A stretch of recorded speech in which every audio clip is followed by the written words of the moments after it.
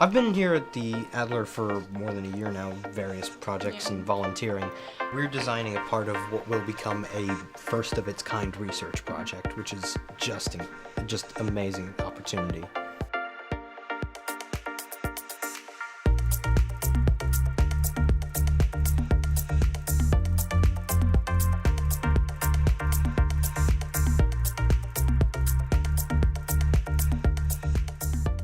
Here at the Far Horizons for 12 years now, we've been launching high-altitude balloons into the stratosphere with experiments and missions to do some real science from the edge of space. So one of the things we're really passionate about here is light pollution. It obviously affects our world, affects our sky. So kind of brainstorming our team of staff, volunteers, and students, what would be the next direction that we take to use this unique platform. And thought, hey, you know what we can do? We can actually map light pollution. So we're trying to do the real science to inform future decisions. As the city transfers from old lighting to new lighting, we're going to quantify and actually use science to show what the impact is on light pollution in the city of Chicago. But this is it's a really welcoming space, obviously. We have experts, professionals all around us, so it's not, we're not alone on the process, and we're also just learning constantly, so. But it is still fairly self-guided. Like, I've been given this little microcomputer and a camera, and I've been told to make it work. And that's about it. And I'm figuring it out as I go.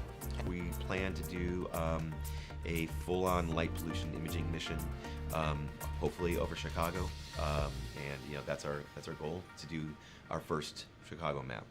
There's ecological impacts. It's actually estimated that hundreds of millions of birds die each year in migration at night. Most birds migrate at night, and they're driven by, they navigate from the moon, from stars, and if they're being confused by lights all over the place, they don't know how to read that other than it's part of their navigation, and they'll crash into buildings on massive scales. I like to always point out that the entire amount of light shining up to the night sky from Chicago is the equivalent, so that's just the wasted light that's lighting up the sky, is equivalent to the entire street lighting budget of Berlin.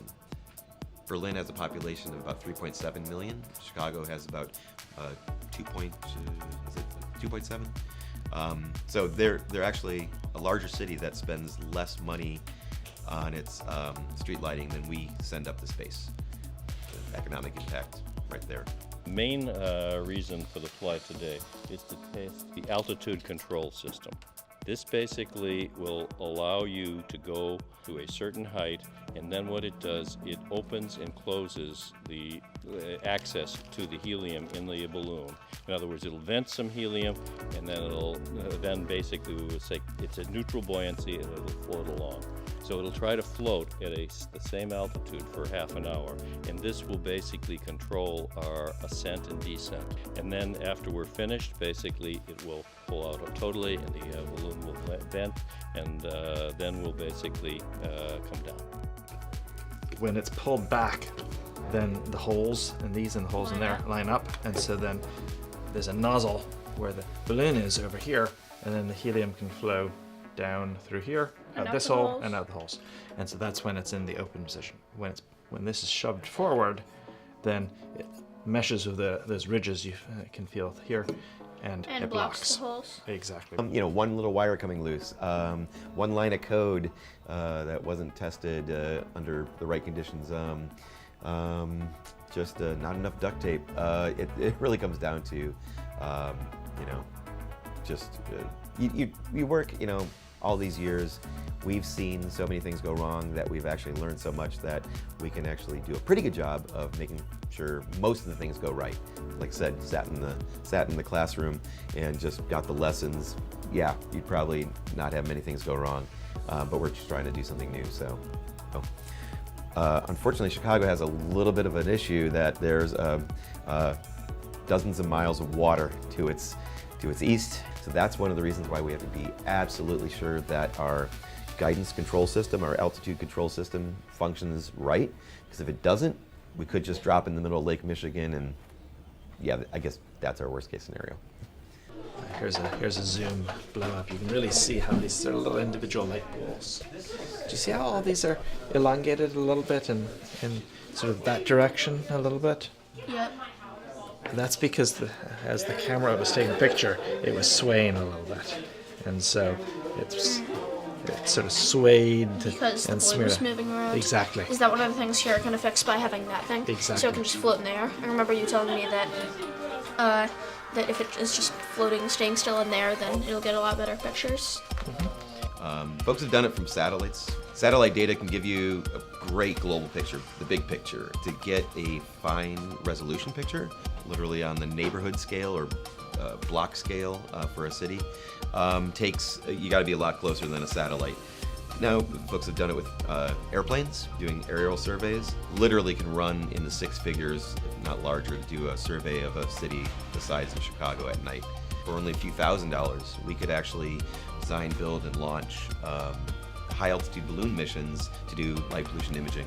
Getting data about light pollution might make it easier to prevent, or and then making observations will be easier. I know they're making streetlights that like focus the light more, so it doesn't just go everywhere. When you think of pollution, then you mostly just think of like chemicals in rivers or like litter or whatever. But this is another really bad form of pollution, and that more people should be aware of. But exactly, people just don't really pay much attention to light pollution because they don't think of it even as pollution. They just think, well, it's just light, you know. But it really is. I mean, if your neighbor's light is shining in your window, that's not so good. If it causes health problems, that's not just a nuisance. Your effect may be very small. Exactly, your effect may be very small, but it's the entire city, so you may be making a small effect on 1 million people. Well, small times 1 million might be large. This program has definitely reinforced my confidence in being able to work in science. I mean, beforehand, I was looking for programs I could join, and when I went into this, I didn't think I'd ever take it seriously. I thought it'd just be, oh, it's so good on my college apps and everything, but it's genuinely something I look forward to every week. I never think imagine if somebody were to have handed me this a year and a half ago, I would have been like, what is this? I would have no idea where to start, and now I have teammates who are all interested in the same things I'm interested in, so it's a supportive community, which is really fun. Yeah, you don't see any stars in Chicago, and it's like, well, it's because we're just fundamentally lighting up the night sky. You can't connect to the universe anymore, and here at the planetarium, well, I mean, that's our whole our whole thing, we want to, engage people with understanding the universe, and if they don't even see the universe, they have no concept of, what questions to ask even.